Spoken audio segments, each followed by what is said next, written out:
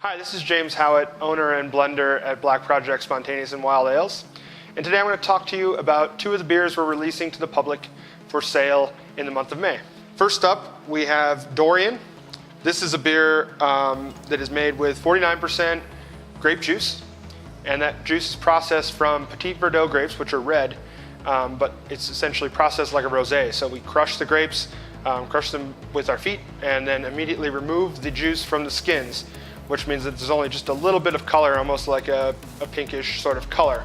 That's then combined with a blended and aged spontaneous beer to give us our final product after it's aged longer in barrels.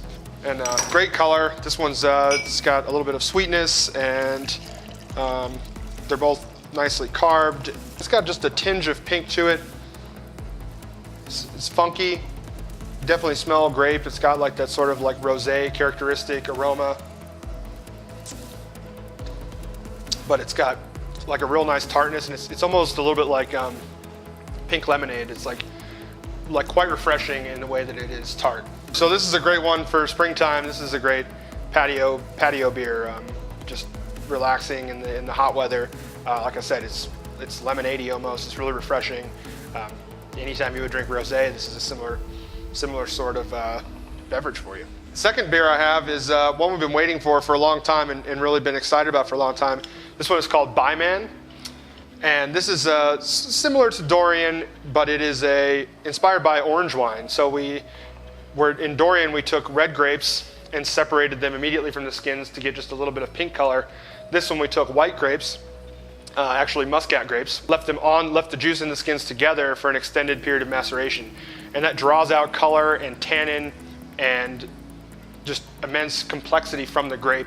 If you're familiar with orange wine, basically we did that same process and then combined it with beer, 49% to 51% juice to beer. So this is BYEMAN.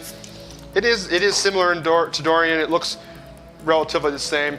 One difference is that this is made with 100% method traditionnel spontaneous beer, so it's all traditional lambic style spontaneous beer. Again, great carb, and it's got an orange color. It looks like beer. Really great. You can sort of smell the fruitiness to it, but it just blends so well with the beer.